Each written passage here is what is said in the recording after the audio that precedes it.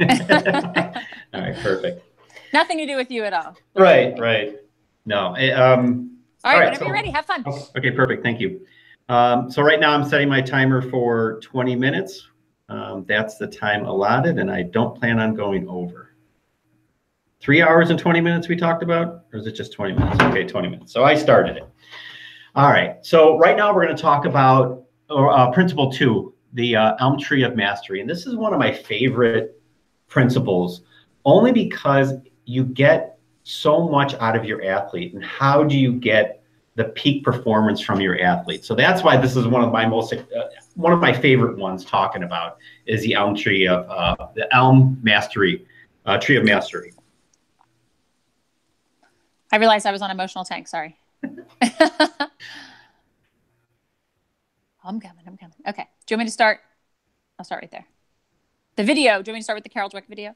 Yes. You want to just keep it? Okay. Yeah, that's fine. Okay, go ahead. So the video basically with Carol Dweck is it's very interesting. I actually read her book before I even took this class or decided to join the Positive Coaching Alliance. And again, you have to you see what you could do with these kids and the mental blocks of they can become better. So your constant improvement is really what she's preaching with that. So we can just go through it and pretend that we watched it. Yeah. Okay. That's a great video. Okay, go ahead. It is a good video. Am I on the right one? What do you mean? Is this the elm tree of mastery? Because I have my sheets here. Yeah. So the elm tree of mastery. This is the beginning of it. Oh, okay. The Okay. video sort of leads into it, so we can skip over. That's okay. You can start right here. All right. That's good. Okay. I'm good now. Yeah. All right. Let me restart my 20 minutes. Kidding. No worries. Reset. Okay. So again, this is one of my favorite ones to talk about because you're getting your peak performance from your athletes. And let's talk about the elm tree. So let's talk about what it stands for. Now, what we have here is we have our scoreboard definition, which is basically the win at all cost coach.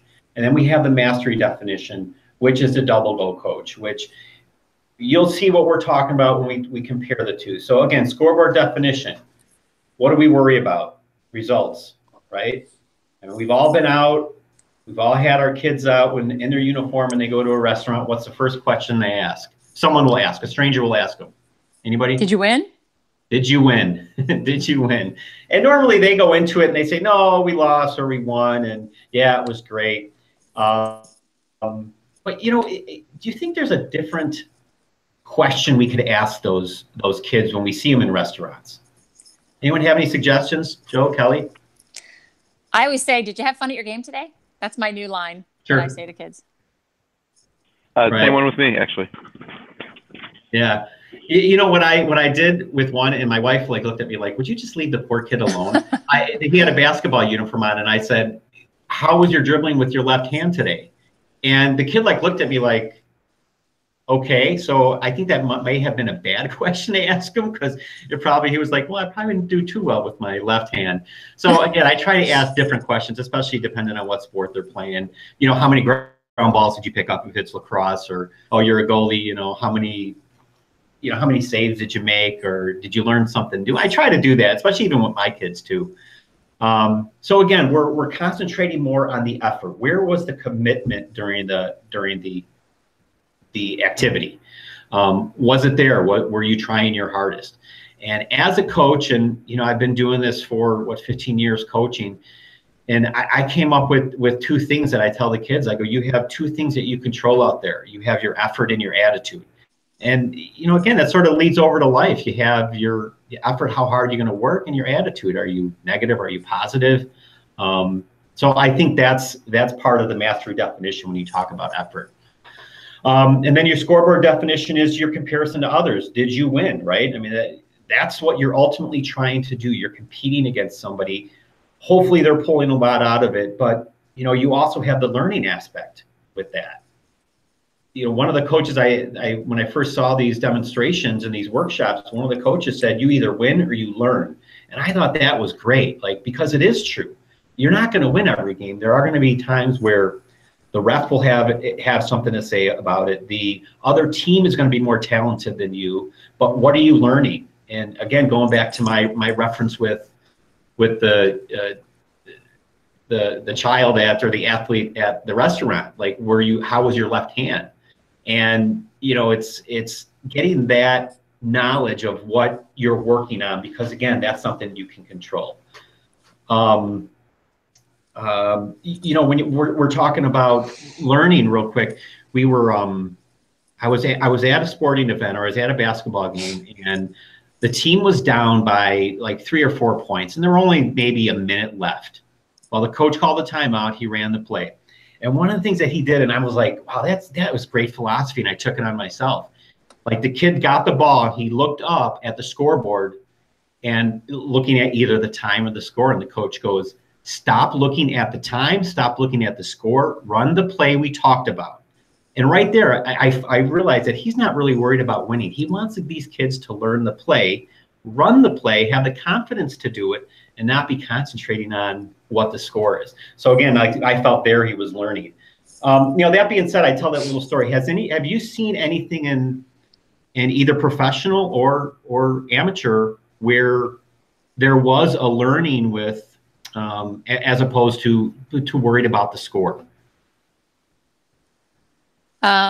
I just know that, like, last year, my daughter's swim team was doing really, really well. And they had one meet where they came up against probably their toughest opponent that they had. Mm-hmm. And so they were all really obsessed, and they were all focusing on their times. And, you could just see them really nervous because they had to, win a certain number of races in order to win the meet. And swim meets they know it going into it that they might not win, just based on the best times of all the different swimmers. And my daughter said, they ended up winning the meet that they weren't supposed to win because the coach made lineup changes at the last minute. And I said, well, what did the coach say? Like, how did he get you guys totally focused? And he said, all we've been working on all week are starts and turns. So this meet, all I want you to focus on is your start and your turn, and we're going to win this meet. And she said it was just like, he didn't care about anything else. He didn't care about times. He didn't care about places. He just said starts and turns is all I want you to focus on. And they did. They ended up winning. And we're going to talk a little bit more about that, but it's what they could control, right? Mm-hmm. It's those turns and those touches that they control ultimately. Mm-hmm. Joe, anything?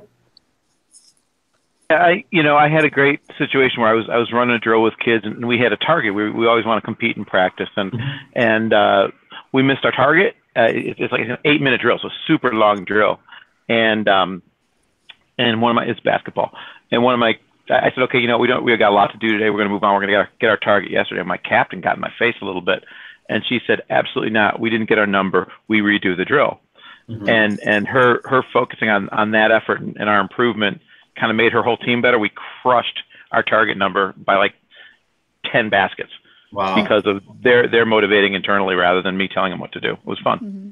Yeah, that's great. And that's another, and again, I guess going off on a quick tangent, but that's great when you could hand it off to your players, and your players know what's at stake, and they want to improve themselves. So yeah, that's great. Fun.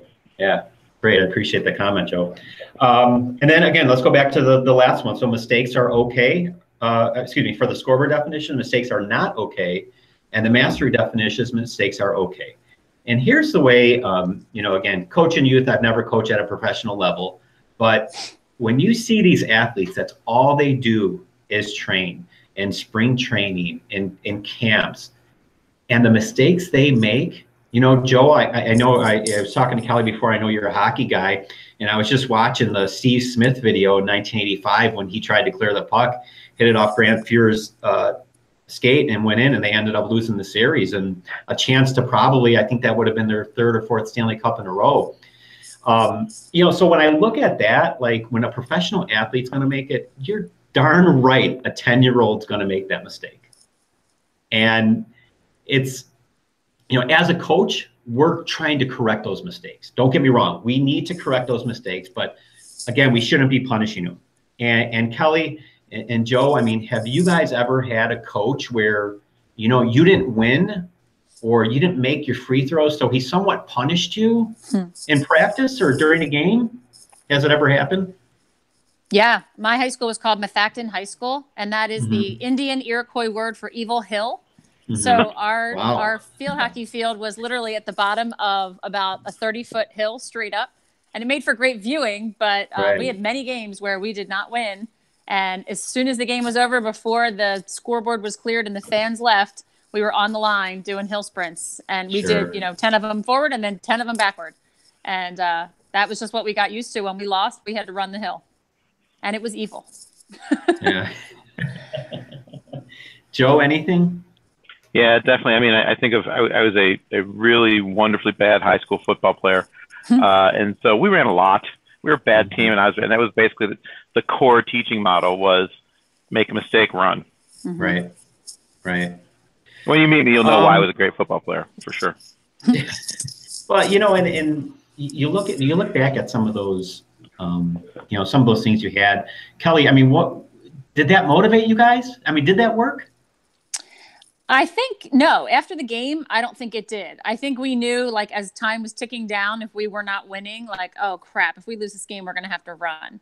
Right. So it was almost like a fear was motivating us, like, come on guys, we gotta. But it was more like a panic than it was anything else. It was a fear of losing, not trying to win. So you guys were just like running around in circles, like the Three Stooges were, like. Whoa. Yeah, we were just like, we gotta kick it in. We gotta, not only because we were bummed about losing, but a lot of times we were losing to teams that we should have beat. Yeah. And it was just that threat of, if we lose, you're going to have to run. Or like, what's the coach going to do to us tomorrow at practice if we lose this? Okay. So let me ask you this. You're coaching a team and you lose by 2 goals, but it was a good effort. And let's say you win a game by 10-0, but the effort was awful. Like how would we as coaches correct that? I mean, is it running sprints? So, I'll throw it right back at you guys. What would you do in a situation where you saw the effort bad? How would you make them learn from that, I guess?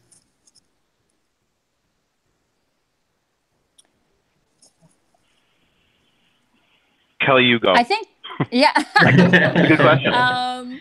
Yeah, it's a tricky question. I mean, sometimes when the effort isn't good, but you win as a coach, you're just like, that was an easy one. Right. You want your players to play better, but they won. So, you're not going to yell at the kids after they win, especially I'm coaching like 5th and 6th graders because they won the game. I mean, if it was a higher level and they were really screwing around and they won, I'm sure you'd bring that up. But with the little guys, I think sometimes you just chalk it up to like, thank God that was an easy win. Sure. One of the things that I try to do all the time is make them work 100% in practice, because sometimes the kids get lazy in practice and they figure it's not a game, it's not a big deal, and then they don't get excited and motivated at practice if they think it's a boring drill or something they already know how to do. So I put a lot of competition in practice. We compete against each other a lot, and we try to have a lot of fun. But unfortunately, I mean, if we win an easy game at my age, I'm just happy. Right. Joe, what about you? So I'm of several minds about this, because I feel like a game where my kids didn't play well, I bear a lot of that responsibility myself. Sure. And so when I talk to them, I talk in we's a lot and ask them, what can we do to not be passive in the game? What do we do in practice tomorrow? So I want to cooperate with them on solving problems and have them create solutions to problems as well. Sure. So that's part of it. But like I said, I think Kelly pointed out too, there's a lot of pieces to that question, I think. Sure. Yeah, no, it's tricky. It is tricky. But again, like the mindset of when we were growing up, if we had a bad hockey practice, we weren't allowed water, like just ridiculous stuff. And I look back like, wow, that's what it was like. Like, oh my God. Good thing is that's literally criminal now. So I know. Literally, yeah. Right. Perfect. Well, again, let's move on to the next slide. But again, you see the scoreboard definition, the mastery definition. So we do all this. We have our effort, and that's what we're focused on. We want our kids to learn. We want them to get better. We're telling them that mistakes are okay. What do you think happens to their anxiety when it is 3-2 with 10 seconds left and we need a goal or you need a basket? What do you think happens to the anxiety? Anybody? It gets higher. Kids are more anxious. Right. But after we master it, what do you think happens? They know that if they miss this basket, it's okay. It's let's try to work on this play. Mm-hmm. their anxiety tends to go down a little bit. But again, at the moment, their anxiety is up, and I think it's more the coach's anxiety that goes up, because I know mine does. You know, it's funny, and I read somewhere that they want us to videotape yourselves. Well, my mom videotaped me as a coach, and I'm like, that completely changed me, the way I was acting. But anyways, you have the mastery, you have that, you know, your anxiety goes down, and your control goes up, your self-confidence goes up, and that's what you want. You want that self-confidence to know, if they're in a position with 10 seconds left, that, you know, they didn't do it last time, but they can do it this time. And again, we talk about the elm tree, you talk about your effort, which they control, learning, which for the most part they control, and the fact that mistakes are okay. It gives them better control of what they're going to do. So what's going to happen if they have more control? They're going to work harder, and they're going to stick to it longer. All right. And as adults, I think we have this too. You know, when you're starting a new workout, and you feel like you're getting more in control of it, and you're controlling what you need to, you're going to stick to it longer, and you're probably going to work harder. But, you know, there are some times when, you know, you start a new workout, or you start from scratch and you jump into it really fast, and you're maybe not feeling like you're in control of it because you're controlled by other things. I mean, you probably stop the workout, and, you know, don't stick to it as long. But, you know, this is a great thing, because we're trying to really keep kids in here for a longer periods of time. And this is one way to do it, when you preach the elm tree, you know, the effort, learning, and mistakes are okay. So again, now you have a scenario, and I know, Joe, we talked about this recently, you know, just your last comment. So, you know, you have a team that you play tentative against. What can you do? Like, how can you get that effort up and make them learn something and tell them that mistakes are okay? Anybody? Probably need to change some things to make, either challenge them better, or change positions, or maybe even substitutions, not to take somebody out for a mistake, but to just sort of get a different feel. Right. Kelly, anything? I think one of the things I do, especially now that I'm coaching younger kids, is just refresh their memory about all the things that they're doing really well. Right. And, you know, not to worry, you know, just remind them, as you said, about, you don't have control over the other team. All you have is control of what you do. And I know you guys are a really strong passing team. So let's try to just keep possession of the ball, like not worry about, you know, the shooting or the scoring or the, you know, that kind of stuff, and just have them work on little parts of their game that they do really well. Sure. And you know, that's a great point. So with my girls, again, we see that there are some games where their talent's just not there, and we're not going to have a good game. And I know that. I see that during warm-up. So I go, look, this is what I want you guys to do. I want at least 3 good passes from each one of you today. And that, again, gets them focused on not necessarily the score, but something that they can improve on. You know, with hockey, I would say, you know, Joe, you're a hockey guy, and if they're winning 10-0 or 5-0, I say, you know what, nothing gets scored unless it's on a backhand, or let's do this to help improve yourself. So let's just say in this situation you have soccer. Hey, let's see how many times we can get a pass the half court, or excuse me, half midfield, the midfield line, or how many times we get stop them on when they have the ball. So I just try to focus on some things that will help them improve their game. All right, so moving right along, we have the Elm. I appreciate your comments, everyone. We have the Elm toolkit, and this is focusing on effort. That's, again, the key to performance. The aggressive play comes when there's no fair, when they have none. And, you know, it's funny because in professional sports, you see those teams that have been eliminated from the playoffs, like how loose they are and how much better they play towards the end of the season, which, you know, really talks about where they have no fear and they're not, you know, they know they're out of it. So again, the toolkit I have here is really become a noticer. Are you a noticer of effort? Joe, Kelly, are you?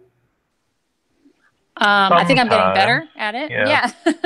I agree. Work in progress. I agree. I think that's the biggest thing is noticing that, where, you know, the effort was there. They may have not scored 1 point that game, but man, they were driving in the lane. They were making some good passes. Like, that's really, I think, one way you become a noticer. And then you also have, moving right into that, you have the rewards of unsuccessful effort. I was that player that was always maybe that fifth guy or the first guy to touch the puck, but never was associated with the goal or with the points.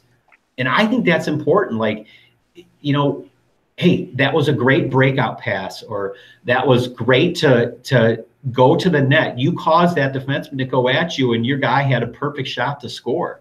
So they didn't contribute to the play per point wise, but they contributed to somewhat of an unsuccessful effort. Hey, that was great back checking. That was great, you know, in the corner. Is there any other efforts that you've seen just in your players recently that you should maybe notice? Oh, my timer's done, so I got to hurry up. I mean, Kelly, you coach lacrosse, right? I do right now, yeah. Okay. And I think for me, you know, the biggest thing in our age level is ground balls. You know, Right. if they can have possession of the ground balls, then they're going to do really well. So I think that's something that's really easy to see if they're hustling for a ground ball or not, or if they're just letting the other team take it. Sure. So that's probably my biggest noticer is when the kids are really sprinting and fighting for the ground balls. And an unsuccessful effort would be what if they were going for the ball, maybe they were in perfect position, but the girl was just stronger than them, pushed them out and grabbed the ball. I mean, that's an unsuccessful effort, but again, everything was there the way it should be. Yeah. Okay, perfect. Joe, what about you? I was muted. So similarly, I know in basketball, when my players are sprinting to recover on defense and sprinting in transition, that's one of my indicators. Or if they're not, it's the indicator in the other direction. Sure. Okay, perfect. All right, let's move right on to mistake ritual. And this is a video from Curtis Granderson. And, you know, it's funny. My mistake ritual is really just the no sweat one, or, you know, like I look at the girls and I'm like, shake it off. Like there's nothing you can do about it now. Any other coaches, do you have any other mistake rituals? And this is a great video because, you know, you see it from a professional level that they still believe in, you know what, it's the next play. The next play is the most important one, and that's the one you want to focus on. I think the next play is the biggest one, that just yelling next play. When I coached basketball, we use that a lot because it goes so fast that you really do have to get them thinking about the next play. They don't have time. So we used to just say next play a lot. Okay. Joe, what about you? You know, really, I've seen a lot of coaches. These are not mine. A great baseball coach I was doing a workshop with, he would have his fielders snap the error out of their cap before the next play if they'd made an error. That was one I liked. Right. And there's so many things that I don't see coaches do that, you know, because you see some of the players come back and they're like, I don't know, they're just bummed out, and it's almost like you can't worry about that. You know, I have a goalie for a goalie that plays hockey, and I've always told him, like, every time he goes, I go, what's the most important shot? And he always says the next shot. And I'm like, that's really what you got to focus on, because you can't worry about it. And as far as he is concerned, like mentally, I think he's pretty good with it. So anyways, that's my 2 cents with that. I think that's it, right? We watched the video and then it's yeah, we moved on. So again, that's improving. That's one of my favorite ones. How would you transition, Matt, from Elm Tree then into honoring the game? You know, what would be your little segue? So I would say, so we have the mistake ritual, and then I would go in, you know, the third part is the integrity, which would be honoring the game. Let's talk about that right here. And that's when we go into roots. And I know the last time we did this, I had the roots and I stumbled a little bit, but now I feel a little bit more comfortable, especially watching Carl's, how he just ran through the, you know, the rules, opponents, officials, teammates, and self. And I think I focus on it too much, but that's where I would go from there. Okay. All right. Thanks. So good job. Thank you. Thank you for being aware of time too. That was nice of you to set a timer. Yeah, no worries. No worries.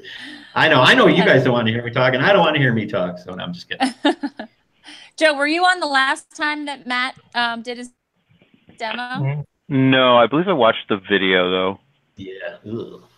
Okay, I just would love to hear just your impressions of Matt this time. What do you think he improved upon? And yeah, it's absolutely an improvement. Just ease, I think, and just connecting. I'll push on a couple things. Hey, Scott. Hey, Joe. Hey, QB. I get a picture of my favorite QB just jumps up on my screen right there.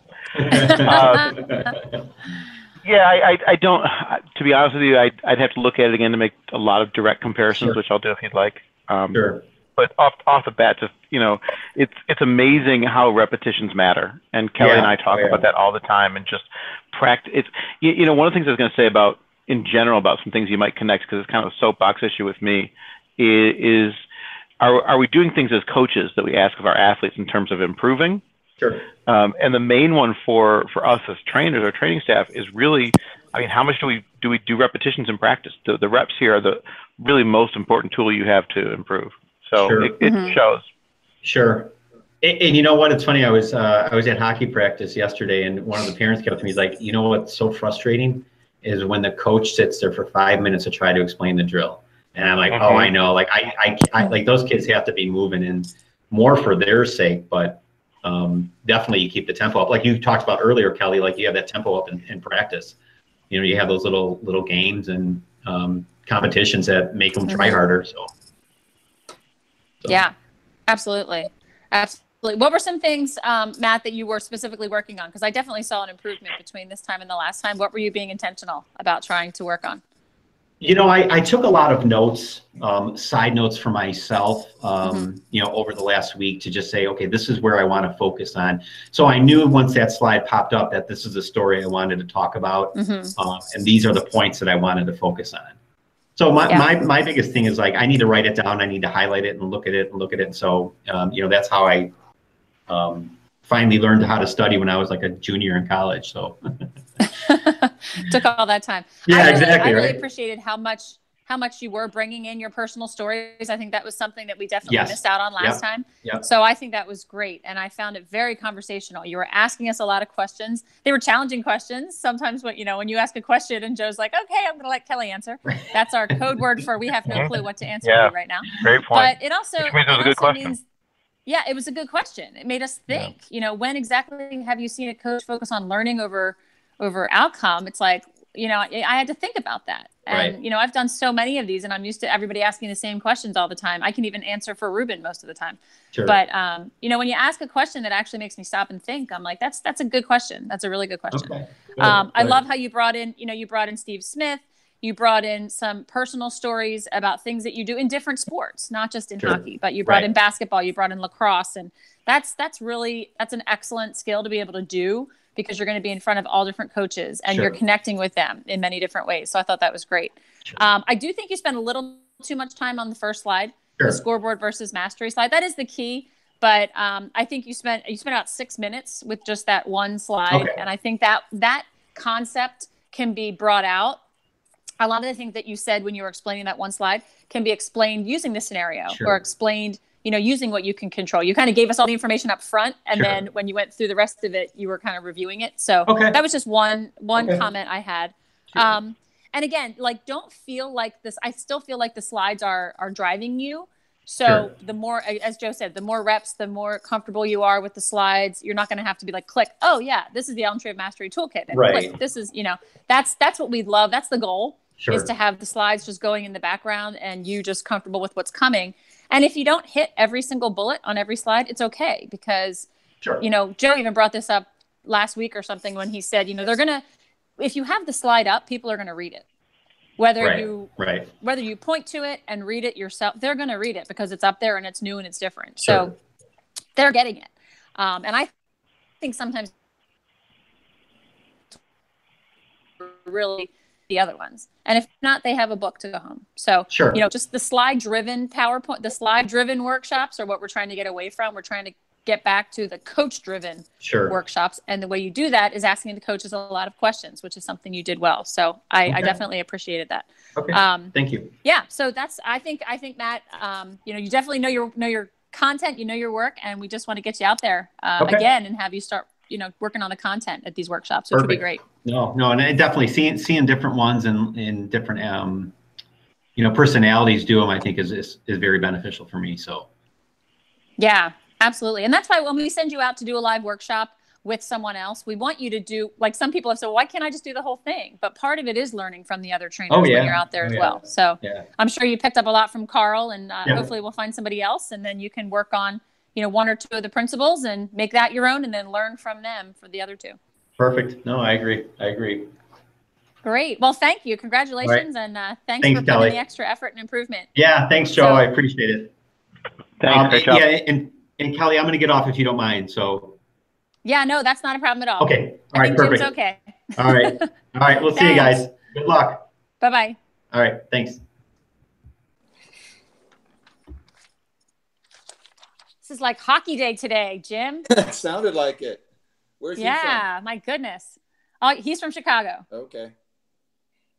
So we've got Scott and Joe. And Joe, are you able to stay on? Yeah. Okay. Yes, I think that was a yes. That was All a right. guess. Sorry. Okay. I keep muting it on because it's whatever life. No problem. Jim, what principle are you going to be doing for us today? Filling the emotional tank. Okay. Do you want me to have the the PowerPoint up? Is that helpful? I've got it right here. Okay. All right. Well, I'll follow along, but don't let it distract you. So. Okay. Sounds good. I'll just keep it there. All right. So you've got Scott and Joe and myself and the other 30 imaginary coaches that are in the room with you right now. So have a blast. Okay. Well, we're going to go into our very first principle, which is filling the emotional tank. Could somebody in the room please read this quote that's up here on the presentation, please?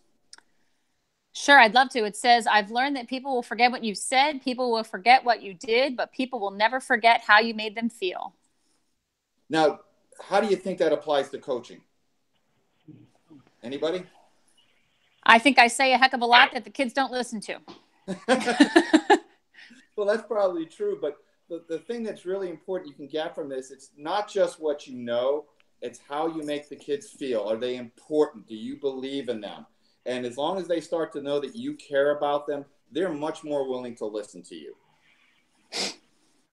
Okay, now, has anybody had these teams before where you got all this talent, the kids should be doing awesome, and it's just not gelling? They're not performing the way you'd like to. Has anybody had that situation happen before? Yes. Okay, now, what was it like on the sidelines? What was it like in the locker room before the game, after the game, on the way to the game if you take buses? How are the kids acting? Anybody? You're muted, Scott. I didn't know if you wanted to say something, but you're on mute. I did. I would think that the kids just don't feel like they're plugged in. For some reason, I can't connect with them. You know, I get a sense that they're going through the motion. Sometimes practices are good, sometimes practices are bad. But come game day, I can't get them to bring it. And like they're halfway there, and I haven't been able to figure out how to connect them. Now, like I said, while they're on the bench, do you listen to the kind of comments they're making, or before the game or after the game? You get feedback from them without them even realizing you're getting feedback from them? From time to time, I'm kind of in my own coach's mode, trying to get ready and, be thinking strategically and whatnot. So I probably could do a better job of listening. Okay. Now, there's a lot of feedback that comes back from kids without we actually asking them. Like, how does your team act? Do they act, like they feel like they're gonna win? Do they feel like there's no chance they're not going to get better? Do they make comments like that at all? Not really. Do they give you body language? Do you guys seem like the slumped shoulders, the lack of interest? Is that what I think, they look like they're getting ready to go, but then I don't feel like I've connected with them. So, anybody else have any comments? I think I've had some teams that I've known for a fact that they weren't really good friends. So they kind of went out and just did their job. But then after the game was over, they kind of went their own way. And, I just saw a lot of, I wouldn't say animosity, but, they wouldn't pass the ball to each other. They just weren't connecting well as a team. I wouldn't say that they were, they weren't verbally being disrespectful to each other, but I just knew they didn't really like each other that much. Mm-hmm. So, okay, I just lost my PowerPoint for a minute. I'm sorry. That's okay. But so in a sense, were they feeling like they were pessimistic? Did they give up easily? They weren't playing for each other. How were they? Were they coachable?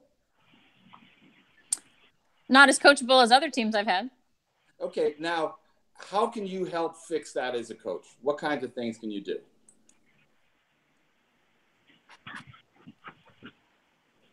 I think one of the things that helped was we did things.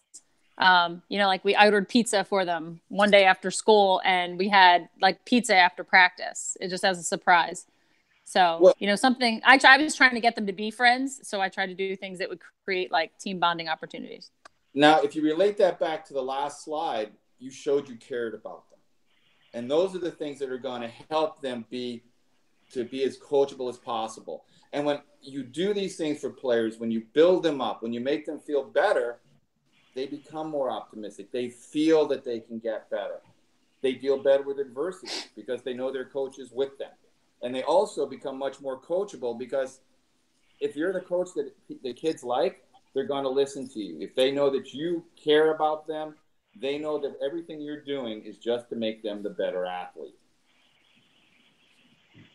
So if we get to the point now, like where we know that certain things will drain their tank, or what we call emotional tank, build up their tank, what kind of things cause these players from you to drain their emotion, to drain that tank, to make them not the players that they can be?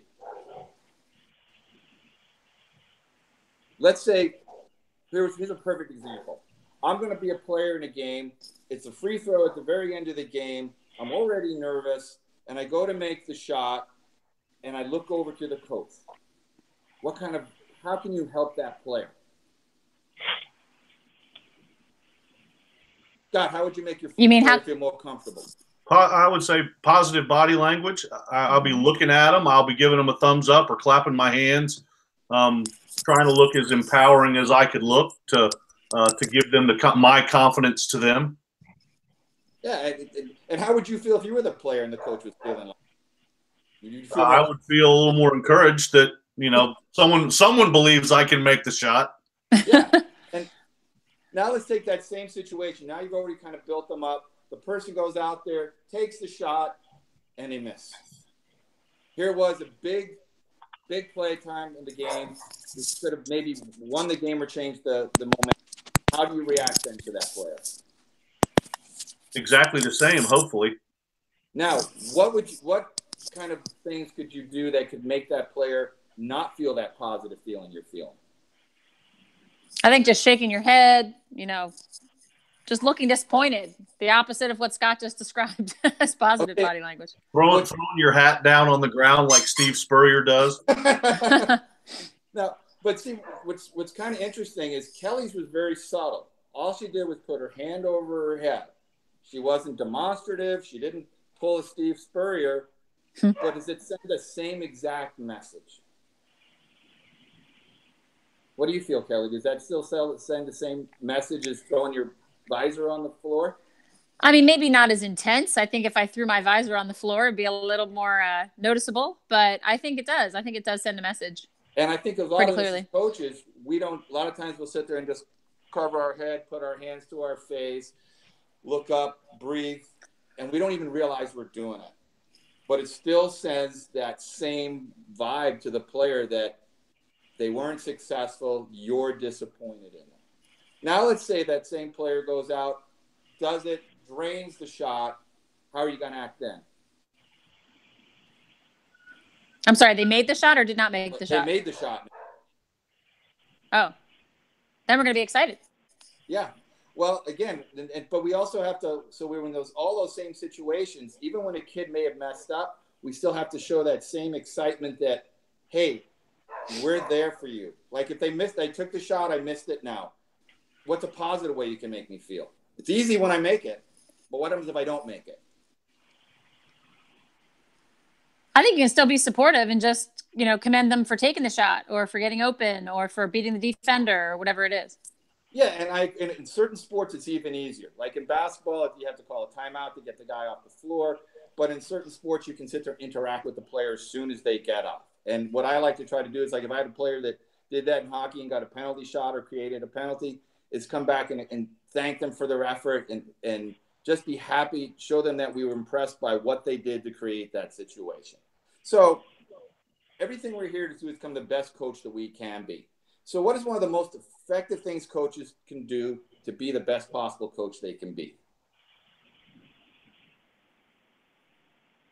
Any answers?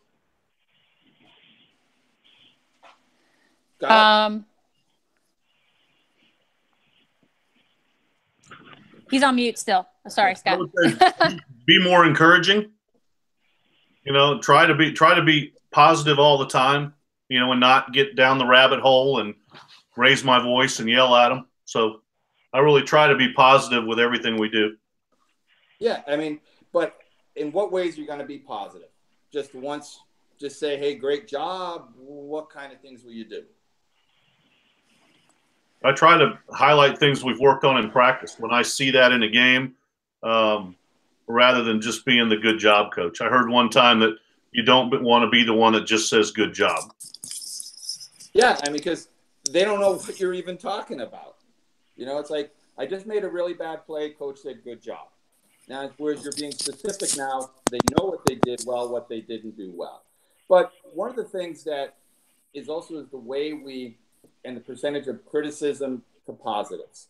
And what we found out through research, that there is a magic ratio.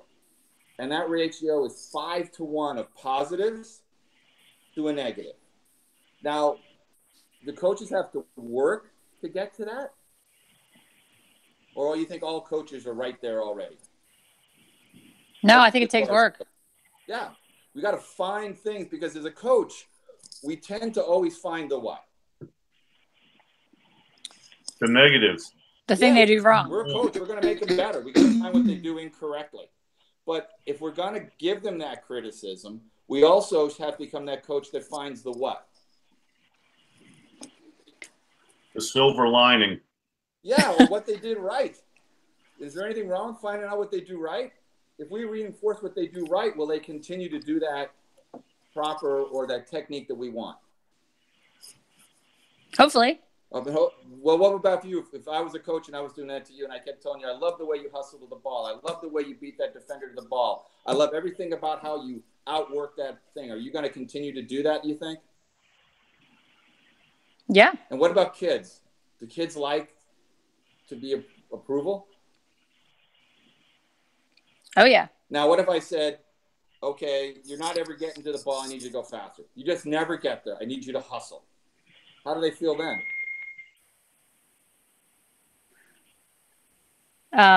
They're probably discouraged, but for some kids that might motivate them. It might. Because they want to impress the coach. Yeah, but if you sit there and find when they do it right, you're more likely, I believe, to get them to continue to do it correctly. And with this ratio of finding 5-to-1, you've also, as a coach, have to start looking to find out what your players are doing well. It makes you a more involved coach. It's not just finding that one thing that they do wrong. And we want to fill that emotional tank that makes them want to go out and be the best player possible. I mean, we've all had those situations where I had a kid the other day. He turned the puck over at the blue line. He raced back real hard, ran into the other defender, knocked our other guy over, and they had a one-on-0 breakaway. Now, I could have gone ballistic, come back to think, how can you do this, shaking my head. But instead, when he came to the bench, I had a smile on my face and said, you know what? I loved your effort. Now we just got to work on you trusting your other teammate. And so he wasn't disappointed. He wasn't slouched. He was ready to go back out there for that very next shift. Why is this thing not working? Okay. All right. So one of the most effective things we can do, and what PCA feels will make you the best coach, is to up that ratios of pluses to minuses. Okay.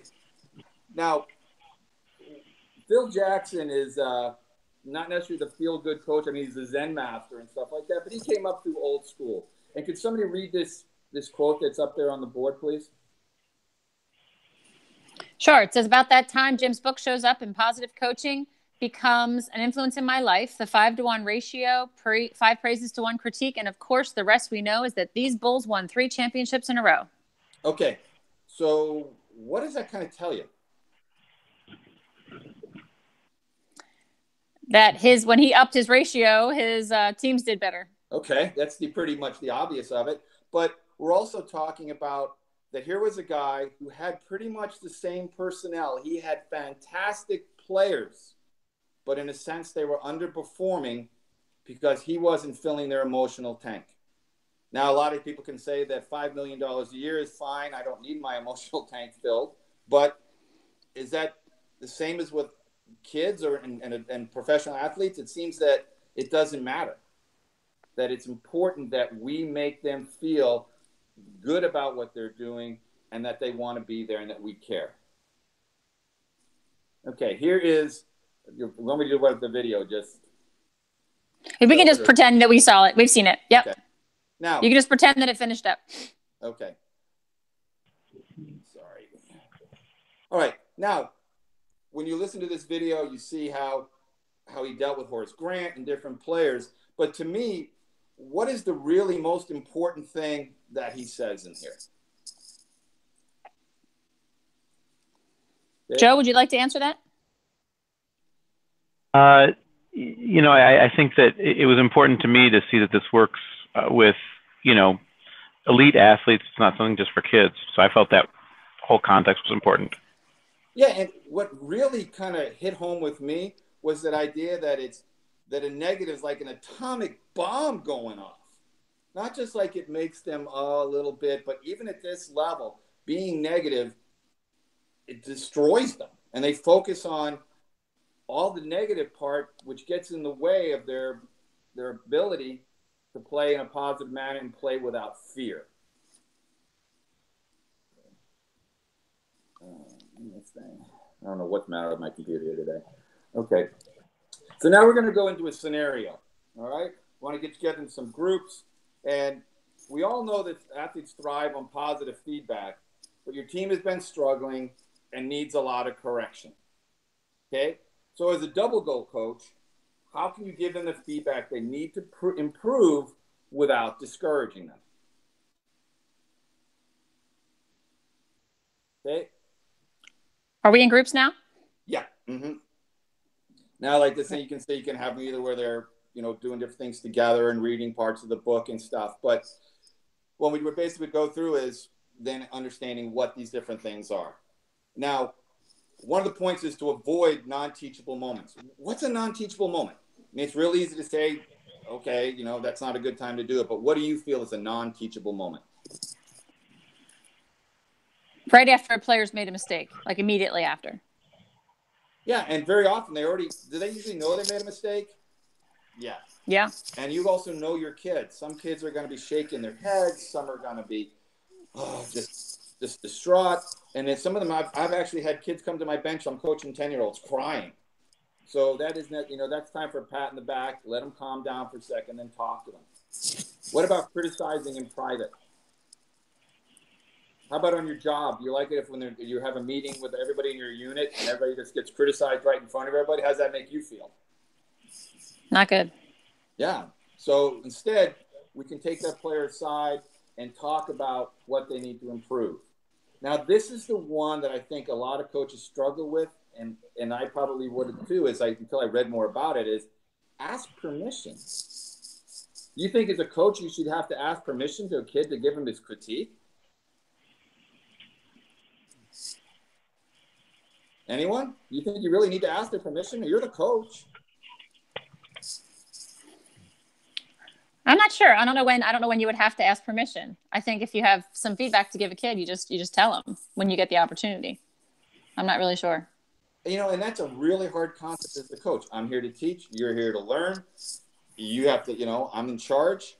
But sometimes it helps to ask a child, first of all, I've got some information. I have something that can help you. Do you want to hear it? You want to hear it now? And sometimes they'll just sit there. And I've had kids who's like, I don't want to hear it. I know I messed up. I don't want to deal with it. And then very often later on, they come to you. Now, I know a lot of parents are out there as parent coaches, and you're going to have that same thing to do with your child. And that ride home afterwards, when you're the coach of your child, I learned, it took me a long time because I had 3 boys that played, was, okay, do you want to hear it? And then if they said yes, great. What I also found out was a lot of times later on they'd say, hey, Dad, what did you think? What could help me? And then it was a much easier conversation to have with the child. And then there's the if and then statements, which I think are the huge ones. If you're playing basketball, if you bend your knees, you'll get a better shot. If you're playing baseball, if you follow the ball into the mitt, you'll have a better chance of catching the ball. And you can also use those, and not always just with if and then, but you can use words like now, or you can next time, or you can avoid words like but.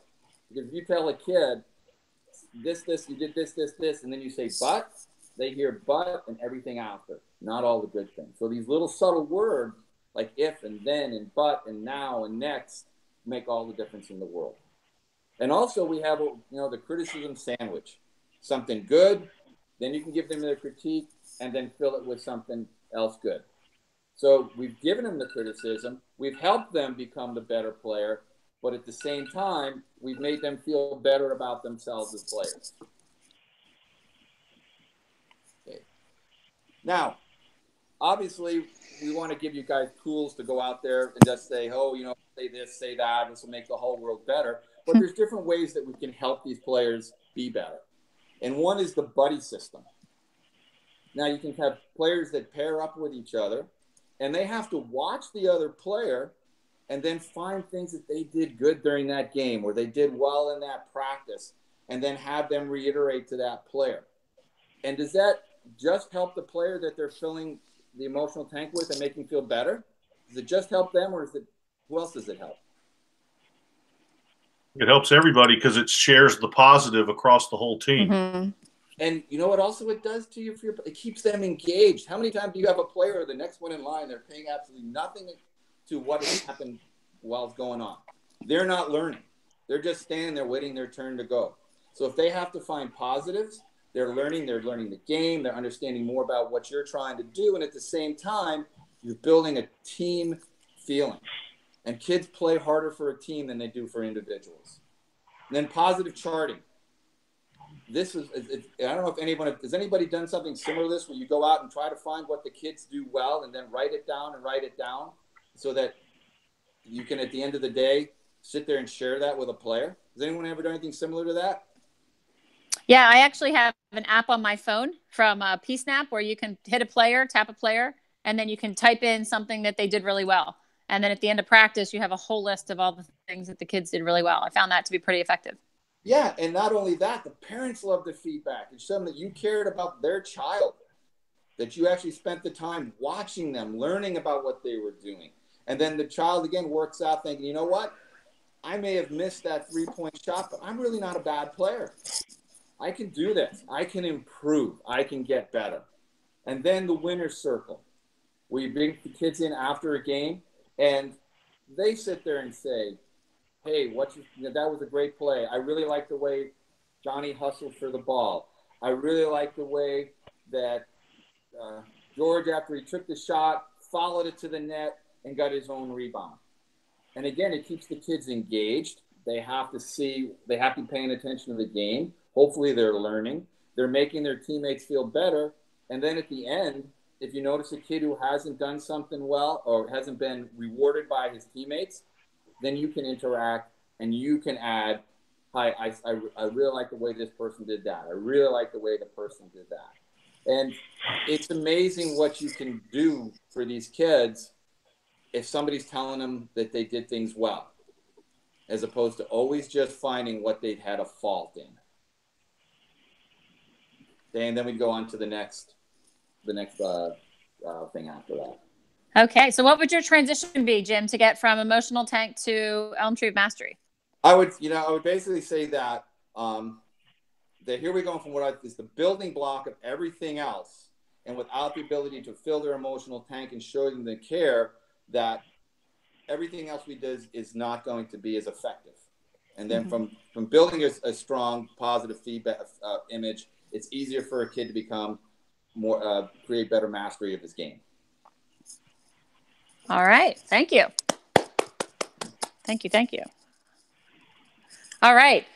Scott, I know you've seen Jim before. Joe, I don't know if you've gotten a chance to see Jim before, but I would love to hear what you liked about what Jim did. If you were a coach sitting in his workshop, what was something that you connected with or something you really liked? And then maybe if you have a suggestion for him, something he can work on for the next time.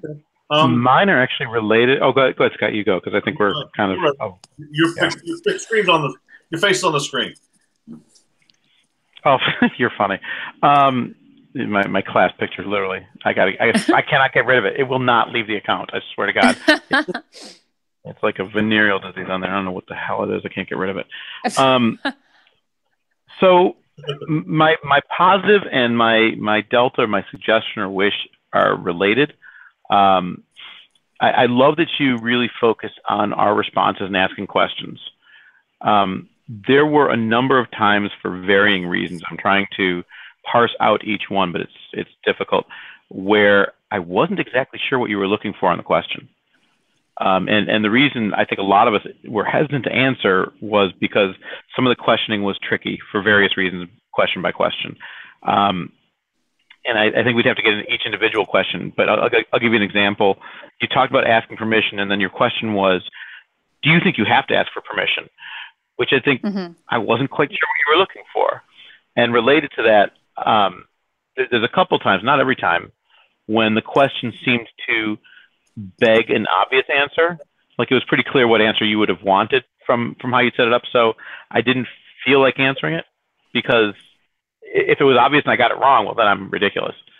So it was really good that you, I mean, it's funny because one of the things I push trainers on all the time is really bringing the audience into I talk about giving the workshop back to the participants, which I think you did a fantastic job of.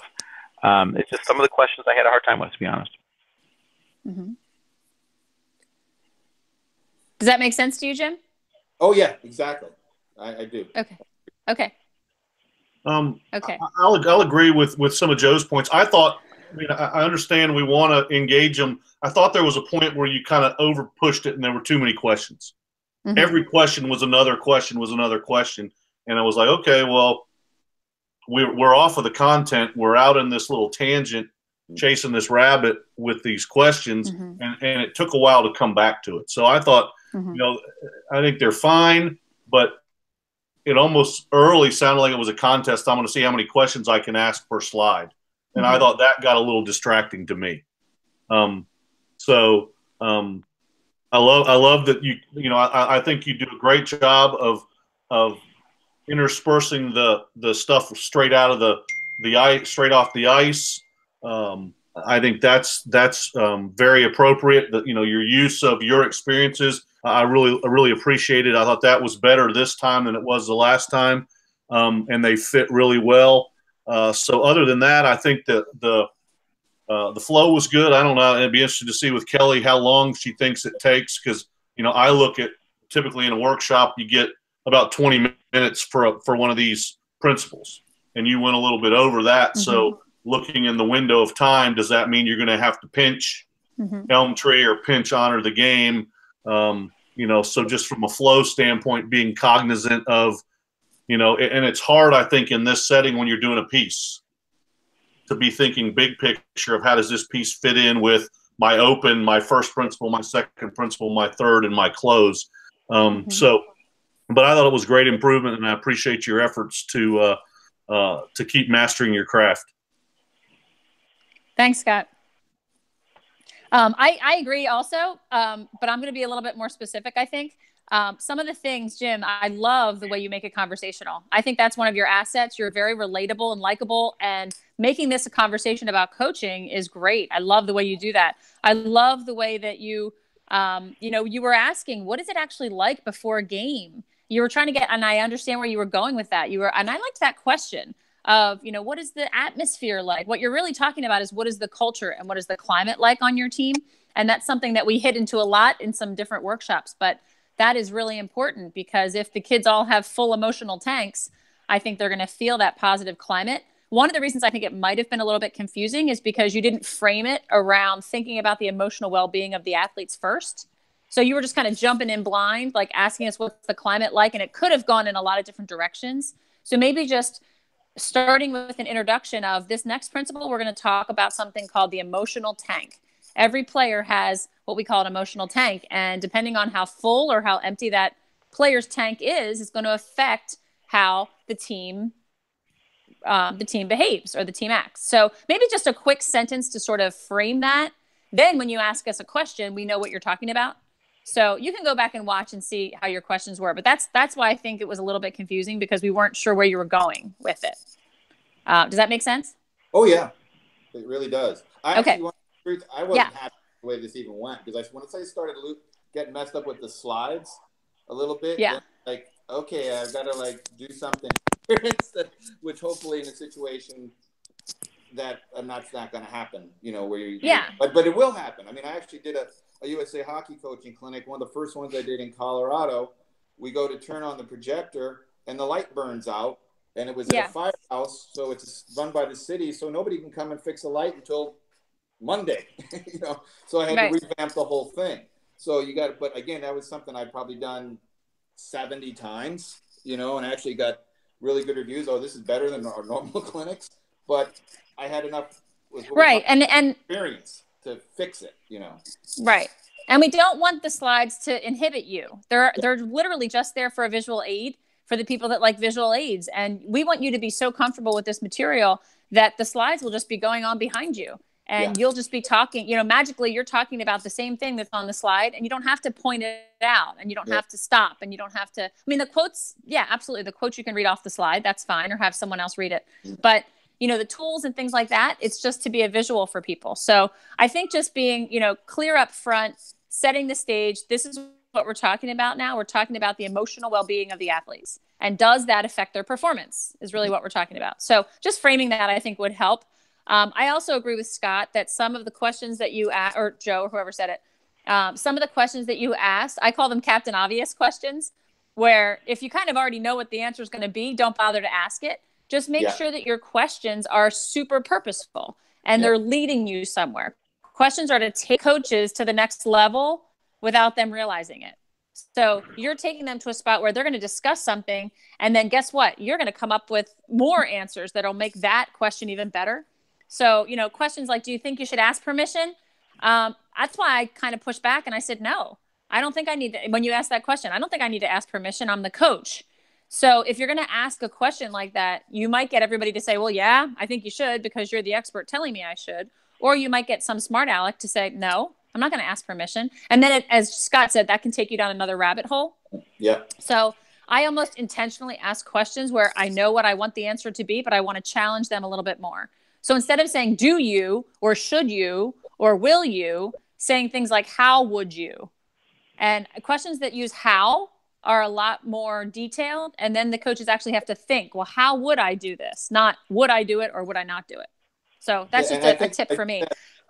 Like on that exact thing, I think in the future, I'd even say that this was something I kind of struggled with first with is the idea of asking permission, and then go into, like you said, how would you ask permission? Because it is a thing that a lot of coaches are going to sit there and go like, what are you talking about?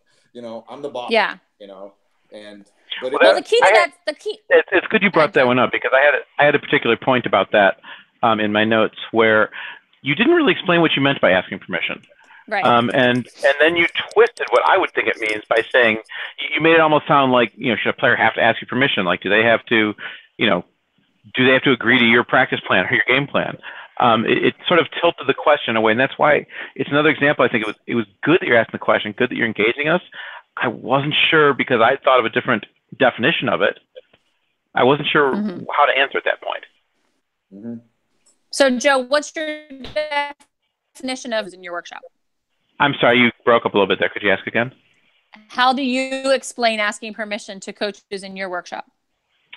I asked them, you know, I usually give an example where I would say, so for instance, I might, you know, a kid might be in an unteachable moment and say, hey, you know, when you get a chance, if you want to talk about that turnover in the third quarter, come to me, you know, or let's talk about it. So put it on their schedule is one thing. And then I ask them for examples where have you asked permission or somewhere or given a kid a way to talk to you about things that you know, was really of their choosing.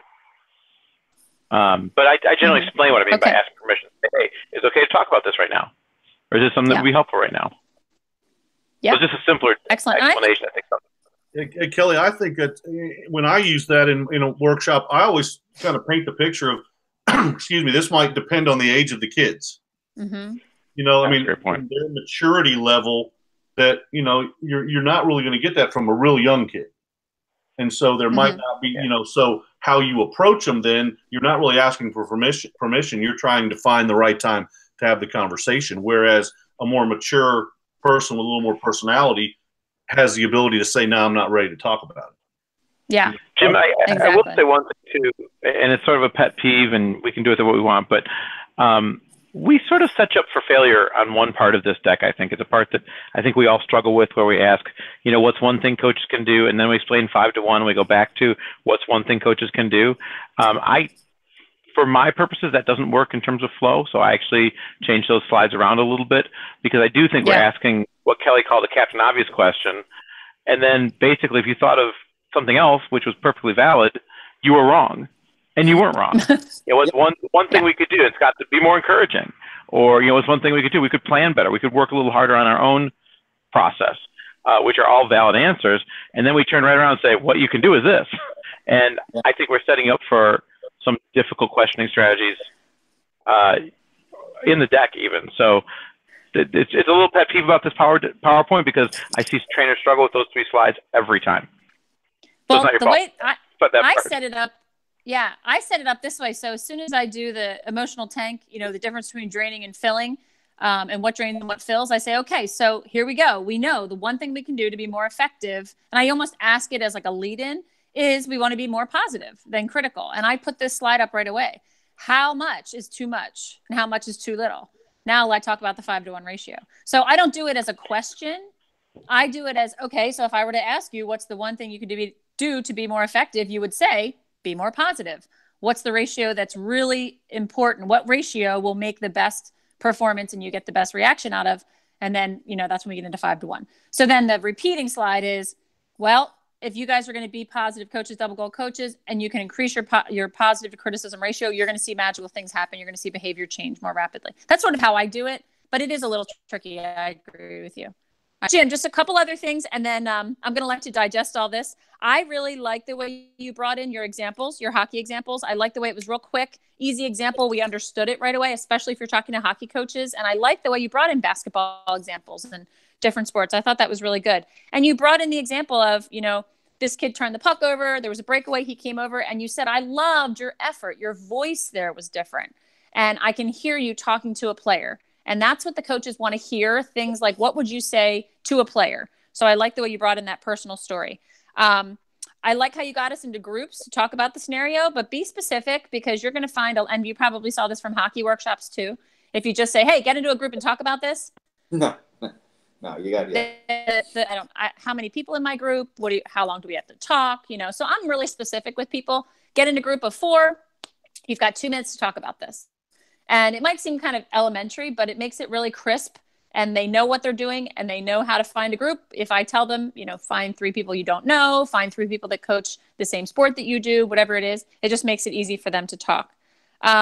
When it gets to this slide that has the buddy system, positive charting, winner's circle, that's where I am asking the coaches constantly, okay, who uses a buddy system? Tell me how to use it, how you use it. Here's what positive charting is making kids accountable for effort and things that they do well. Who uses this and how do you use it? Winner's circle, shout outs, whatever you do. Who uses this? Tell me how you use it. Or I will have them look in the book, and I'll have them just read a little paragraph and share it out. But I like to, when Joe said I want the coaches to own the workshop, I want to pull this out of them, because some of it, they can probably figure out what the buddy system means. I want to know how they're using it, and I want them to share it. I also like how you threw in the parents' ride home, because I think that's a really important part of our workshops that's not necessarily in this section, but I think that's important as well. So I think you've got plenty of comments and feedback there, Jim.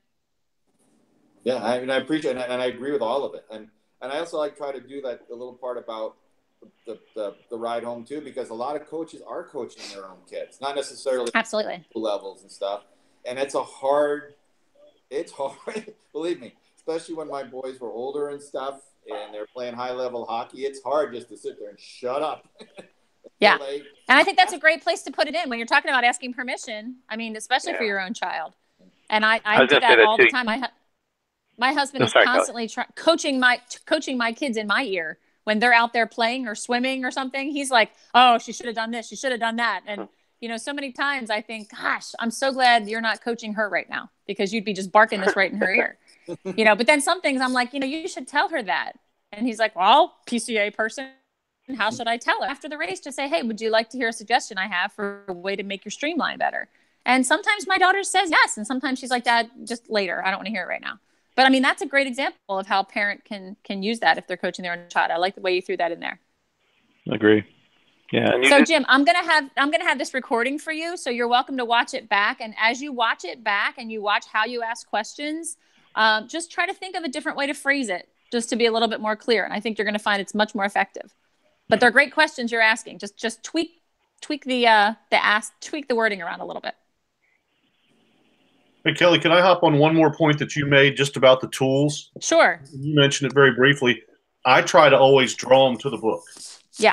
That when those little yellow things pop up, that's your chance to sell the great resource of the book, that they want to take it home, read it, and it is the workshop 365 days a year right in that book. So, you know, and I think you get, every time we have a tool slide, you get to kind of hold it up again. I always leave one up with me at the front, and you know, whether I'm flipping to page 23 for the mistake ritual or, you know, what it is, I try to really make sure that when those yellow tabs pop up, I get to plug the book. Yeah, thanks, Scott. That's a great reminder. All right, Jim, do you have any questions for us? No, not at all. I'm looking forward to I'm not all right. looking forward to looking at myself again. But I know it is hard. I agree. I hate it. Kelly's brilliant at it. She's brilliant. Definitely made for video and TV. I am not. Well, you know what? It's like reviewing game tapes. You know, we don't like to do it, but we definitely learn something every time we do. So exactly. Consider it just a film session for you. What's that, Scott? You're going to make some shot at me here. Go ahead. Take your best shot, Scott. You have a face for radio? Is that what I hear? I don't even turn my camera on right now. Well done. Thanks, guys, for taking the time to do this. See y'all. Thanks, Cal. Jim, this one is your final demo.